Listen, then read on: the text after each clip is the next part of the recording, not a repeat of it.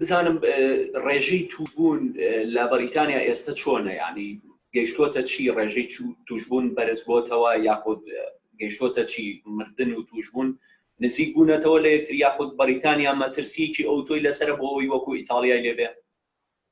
ڕێژەی مردن لە بەریتانیا هەتا ئێستا سەر و 10,000 تێپەڕاندووە، بەداخەوە تەنها لە ماوەی کەمتر لە 2 هەفتە 10,000 نەفەر لە بەریتانیا بە ڤایرۆسی کۆرۆنا مردووە. ڕێژەی توشبوون هەتا ئێستا لە بەریتانیا 17,089 کەسە. ئەمە لە چاو ئەگەر بێت و ڕێژەی توشبوون و ڕێژەی مردن بەراورد بکەی لە تەواوی ئەوروپا هیچ وڵاتێک بەقەدەر بەریتانیا خەڵکی لێ نەمردووە.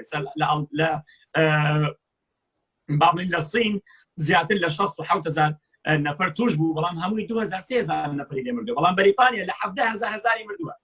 ئەمە ئەوە ناگەینێ کە خزمەتگوزاری تەندروستی لە بەریتانیا کە NHS پێوترێ لاوازە. ئەمە ئەوە گەینێ پەیوەندی بە کۆمەڵێک بەڕاستی بارودۆخی خەڵک ڕێنمایی تەندروستی ڕەچاو ناکە. هەر بۆ نمونە هەفتەیەک پێش ئێستا پۆلیس لە ڕێگەیەکی گەشتیاریە دای بەسەر کۆمەڵێک کەسا با ناوینێتەوەکان نێنین کۆمەڵێک کەسا کە پیکنیکیان کردبوو، یعنی بۆ نمونە چوبوونە دەرەوە نێرگەلەیان دانابوو، کەبابیان دانابوو، کەبابیانە برجا. ئەمە بەڕاستی شکاندنی یەکەم یاسایە، دووەم خۆکوژیە کە تۆ دە نەفەر ئەچی لە شوێنێکا کۆ ئەبیتەوە خەریکی کارێکی کە بەڕاستی ئێستا وەختی ئەو کارە نییە. ئەمە دوو شتێ بەڕاستی، هەم شکاندنی یاسایە کە بۆریس جۆنسن سەرۆکوەزیرانی بەریتانیا داوای کردووە لە 2 کەس زیاتر کۆ نەبنەوە لە شوێنێکە. ئەو برا بەڕێزانە چون زیاتر لە 10 نەفەر لە شوێنێکا کۆ بوونەتەوە خەریکی کەباب برژاندن و نێرگەلە کێشان بەڕاستی ئەمانە خۆکوژیە. ئەمە تەنها لە ناو نێتەوە بێگانەکانە نییە، لە ناو نێتەوەی ئینگلیزیشا هەیە.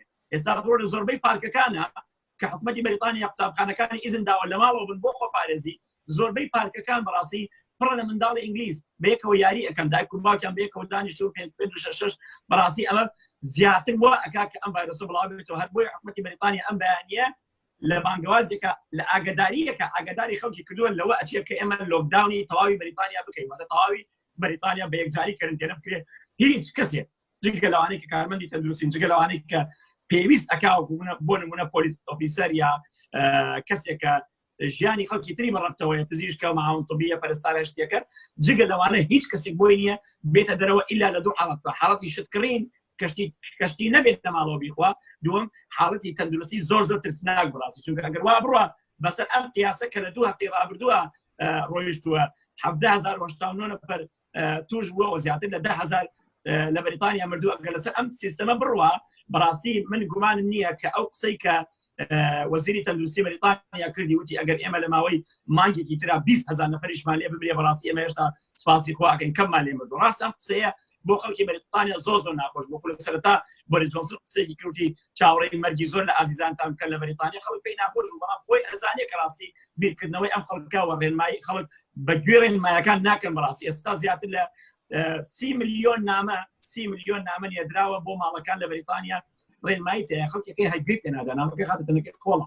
ئاوایە باشە کاک جەبار، وەڵامە بەسمە بزانم، یعنی هۆکار بەشێک لەو هۆکارانە پەیوەست نەبوو بەوەی کە حکوومەتی بەریتانیا دواکەوت لە ڕێکارەکان، یعنی هەندێک بابەت ڕەبتینەوە بوو بەوەی کە ویستی بەرگری لەشی خەڵکەکە خۆی بەرگری لە کۆرۆنا بکە، یعنی هەندێشت ڕەبتی هەیە بەوەی کە دواکەوتنی بڕیارەکان یاخود دواکەوتنی ڕوبەڕووبوونەوەکان ناکاتەوە کاریەوەی کە ئەم ڕێژە مردنەی خۆت باسی ئەەکەی بگاتەوە. زۆر ڕاستە. ئەو کاتێکە لە ئیتالیا 700 نەفەر مردبوو، زیاتر لە نزیکی 20,000 نەفەر توش بوو. لێرە بەریتانیا لە دەستگاکانی ڕاگەیاندنی حکوومەت ئۆپۆزیسیۆنە گاڵتەیان ڕۆزەعەکە هات بەڕاستی بە شێوازی پێکەنیناوی و کاریکاتیر و بابەتانە بە قسەیان لەسەر ئیتالیا کرد کە گاڵتەیان بە خزمەتگوزاری تەندروستی ئیتالیا کرد. یانوت ئیتالیا وتوێتی کە ئێمە باشترین خزمەتگوزاری تەندروستیمانەیە، ئەوە حاڵیان ببینە ئێمە بە هەموو قوتێک و هێزێکەوە NHS خۆی ئامادە کردو بۆ ڕوبەڕوونەوەی ئەم ڤایرۆس. ئەو کاتەیە کە ئەو قسانیان ئەکرد ئەبوایە ئەو کاتە لۆکداونی تەواوی بەریتانیا کرا. ئێستا گومانم نەبوو لە جێگەوەی 10,000 نەفەر بمردایە، ڕەنگە 2,000 نەفەر بمردایە. بەداخەوە ئەم شارێک کە من تێیدا ئێستا سراکەم شاری شتەپێڵ زیاتر لە 500 نەفەر تێدا مردووە، یعنی زۆرە بۆ شارێک 500 نەفەر تێدا بمرێ کە ئێستا ئەچیتە دەرەوە خەڵک بە شوبه ئاسایی جادەکان پرێتی لە خەڵک، زۆربەی دوکانەکان کراوەیە. بەڕاستی شارێک تۆ 500 نەفەر تێدا بمرێ پۆلیس ینی کۆنتڕۆلی ئەو شارەی پێ نەکرێ، زۆربەی خەڵکەکان لە دەرەوە بەبێ ئەوەی ژوکاریان نەبێت. خەڵکی کە بینی نەدەمامێکی پێوەیە، دەستکێشی پێوەیە، نە هیچ بەرگریەکی پێوەیە لە دەرەوە پیاساکە بەبێ ئەوەی هیچ کارێکی زەروریە بێت. ئەگەر پۆلیسێکی ڕایگرێ ساعاتێک گفتوگۆ مناقەشە لەگەڵ پۆلیسەکە ئاکا بەڕاستی